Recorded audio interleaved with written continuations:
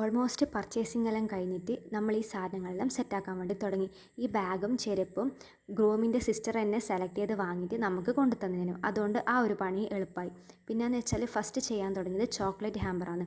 അതിൽ ആദ്യം തന്നെ 4 കിലോ ലൂസ് ചോക്ലേറ്റ് വെച്ചിട്ട് അതിൻ്റെ മേലെയാണ് ബൗണ്ടറി ചോക്ലേറ്റ് ആഡ് ചെയ്തത്. അതായത് സ്നിക്കേഴ്സ്, ഗാലക്സി, കിറ്റ്കാറ്റ്, മാസ് അങ്ങനെ കുറച്ചധികം ചോക്ലേറ്റ് തന്നെ ആഡ് ചെയ്തിട്ടുണ്ടായിരുന്നു. ലൂസ് ചോക്ലേറ്റ് ആയിട്ട് ഒരേപോലത്തെ ചോക്ലേറ്റ് ഇല്ലാണ്ട് വെറൈറ്റി ചോക്ലേറ്റാണ് ആഡ് ചെയ്തത്. അതിനെല്ലാം ശേഷം ഇതിൻ്റെ മേലത്തെ ഡെക്കറേഷൻ പരിപാടി ഉണ്ടായിരുന്നു. അത് കുറച്ച് ടാസ്കേനു. ഇതിൽ നമ്മൾ ഉപയോഗിച്ചത് റോസ് ഫ്ലവേഴ്സാണ്. അതിൽ വൈറ്റും ഉപയോഗിച്ചിരുന്നു, റെഡും ഉപയോഗിച്ചിരുന്നു. ഗ്ലൂ ഗൺ വെച്ച് സ്റ്റിക്ക് ചെയ്ത് ഓൾമോസ്റ്റ് അതും കംപ്ലീറ്റ് ആയി. പിന്നെ ചെയ്യാനുള്ളത് ബാഗ് ഹാമ്പറും ചെരുപ്പും വെക്കാനുള്ള സ്റ്റാൻഡായിരുന്നു. ഇതൊരു വുഡിൻ്റെ ട്രേ ആയതുകൊണ്ട് തന്നെ താഴെ ഒരു സാറ്റൻ തുണി വെച്ചിട്ടേനും അതും സെറ്റായി. ഓൾമോസ്റ്റ് അതും ഒരേ രീതിയിൽ തന്നെയാണ് സെറ്റാക്കിയത്. പിന്നെ സെറ്റാക്കാനുള്ളത് ഫ്ലവർ കൊണ്ടൊരു ബൊക്കേനും ഒരു 40ഓളം ഫ്ലവേഴ്സേന് ഈ നമ്മൾ ചൂസ് ചെയ്തത്. അതും ഓൾമോസ്റ്റ് സെറ്റായി. ഇതാണ് വർക്കിൻ്റെ ലാസ്റ്റത്തെ വീഡിയോ.